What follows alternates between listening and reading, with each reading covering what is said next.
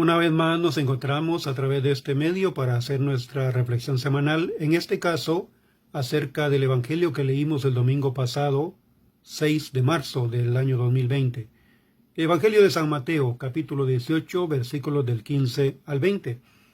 Jesús nos dice que cuando un hermano nuestro, cuando una persona cualquiera, un familiar, un vecino, un amigo, alguien muy cercano, haya cometido algún pecado, nosotros tenemos la obligación de corregirle. Quiero, antes de todo, hacer una diferenciación entre pecado y error.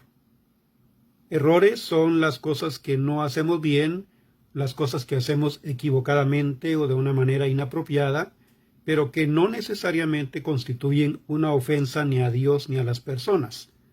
Por ejemplo, cuando se va por el freeway manejando y sabe que tiene que salirse, por decirlo así, en la salida 24, pero va distraído y se pasó de la salida 24, entonces lo que usted hace es ir hasta la siguiente salida y salir y regresar.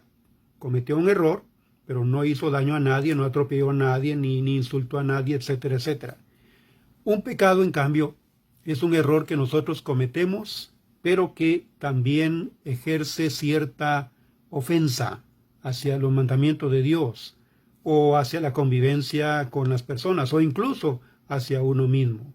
Un pecado, por lo tanto, es aquello que ofende a Dios, aquello que ofende a la comunidad y que ofende a uno mismo también.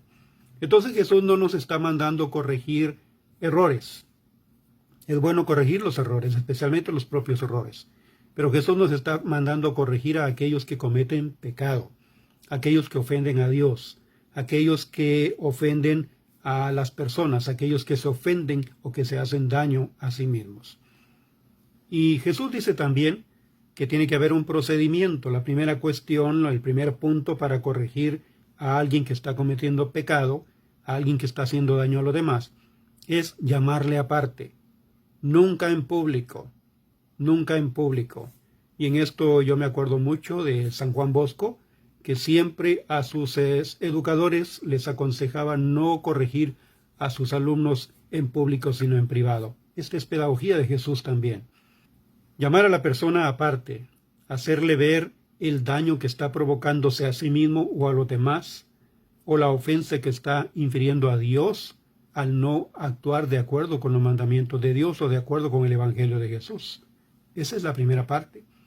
Si nosotros logramos que alguien que está cometiendo pecado, al escucharnos, cambie su manera de ser, su manera de pensar y su manera de actuar, sobre todo, habremos ganado a nuestro hermano.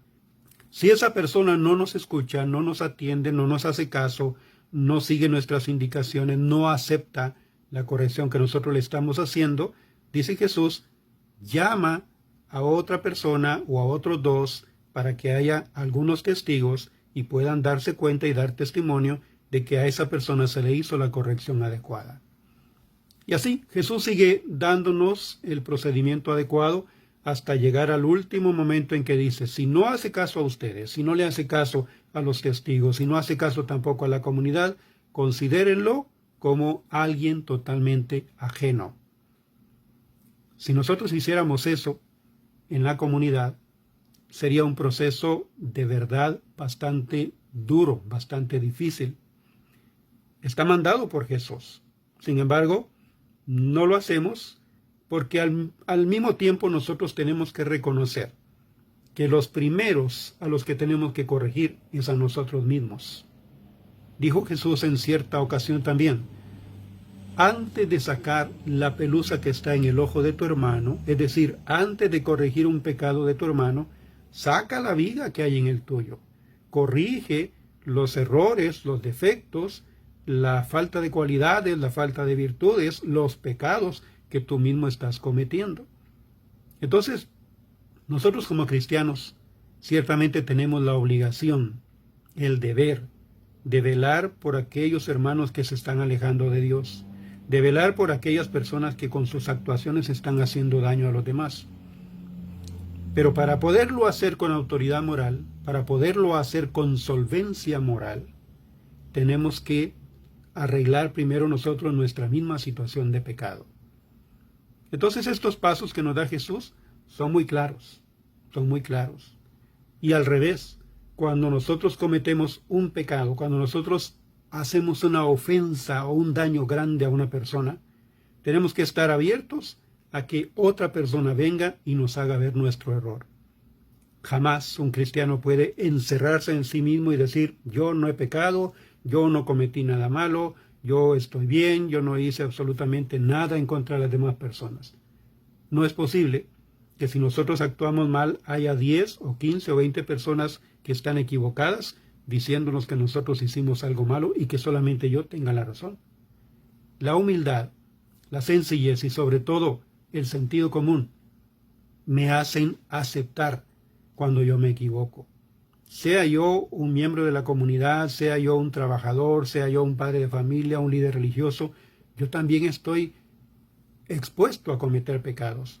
Por lo tanto, cuando eso sucede, tengo que aceptar la corrección de mis hermanos.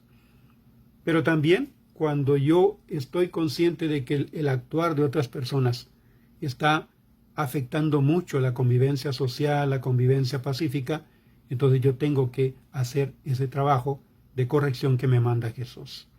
Hay una tribu en África que sigue de alguna manera estos lineamientos y lo hace de una manera muy peculiar. Cuando un miembro de su comunidad, de su tribu, comete un error grave, comete una ofensa grave, se reúnen toda la comunidad, todos los del pueblo, sientan al individuo en medio y cosa curiosa, uno esperaría que ellos empezaran a decirle todas sus cosas feas, todas sus malas actitudes, sus malos pensamientos, sus malas decisiones, y no.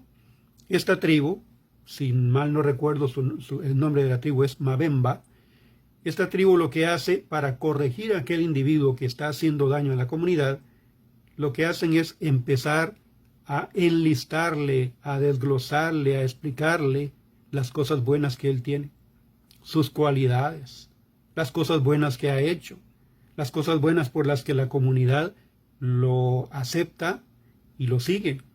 Y este cúmulo de cosas buenas que le empiezan a decir al individuo que ha fallado, hacen que el individuo se sienta avergonzado de lo malo que hizo sin que se lo digan. Eso es interesante.